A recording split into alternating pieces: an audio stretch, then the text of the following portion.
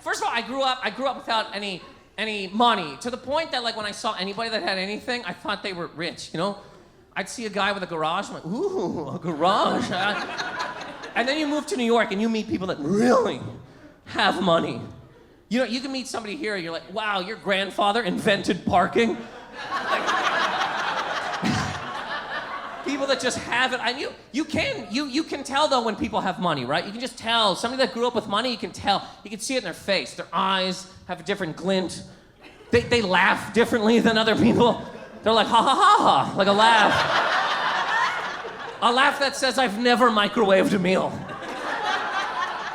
For whatever reason though, people that grew up with money never want to talk about it. They're so cagey about it. You're like, hey man, you grew up with money? They're like, oh, not a lot, I don't know.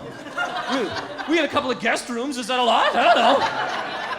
We had a few maids, but only one lived with us, is that a lot? I don't know.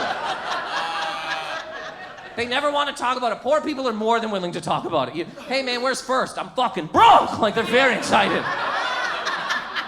To let you know right away. Those people never want to talk about it, but they still want to try to, like sometimes they still want to try to act like they grew up without money, you know? Because the largest group of people is poor people. And rich people want to fit in, they want to be cool, so they'll like buy destroyed jeans and they'll walk around and with poor people, they're like, oh, I'm broke, guys, I'm so broke. I'm gonna have to call my parents to pay my rent. And they look around and all poor people are like, if you can call your parents to pay your rent, you're not broke, okay? Broke, if you can solve September with one phone call, you're doing fine, all right? If I go to call my mom right now for $100, she'd be like, I was just about to call you. Do we both have 50 that we can put together? There are some people on this earth, they will not stop until they get to $1 billion. 1 billion. They won't stop. Everything in the middle, useless to them. Where's my billion? I think if you gave most people in this room $2 million, nobody'd be like, where's the other 998 million? But there are some psychos out there that are like, I will not stop. Not me, I need $1 billion. That means there's people out there with $600 million that think they're broke. They're walking around their house, kicking their couch, like, I don't know what I gotta do around here, man. I cut my employees' pay in half again. Like, I don't know what I gotta do here. I'm gonna have to tighten up. No more DoorDash. No more Fabergé eggs. No more flying in Brazilian escorts. Local escorts only.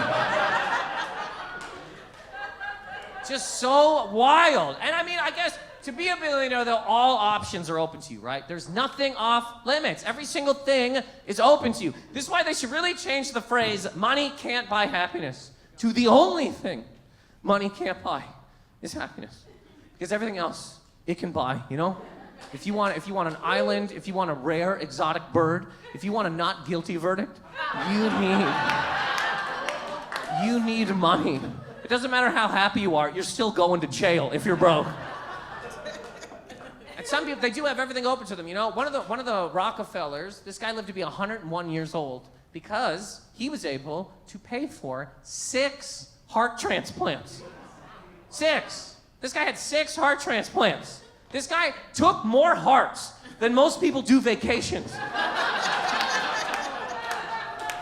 hard. The last one he got was at 99 years old. 99! Heart must have went in his body like, look, I'll try, but I'm not a miracle worker, okay? Like, you know the rest of this guy is still 99, right? Look at these lungs. They look like a deflated balloon. Look at this blood. It's got seeds in it.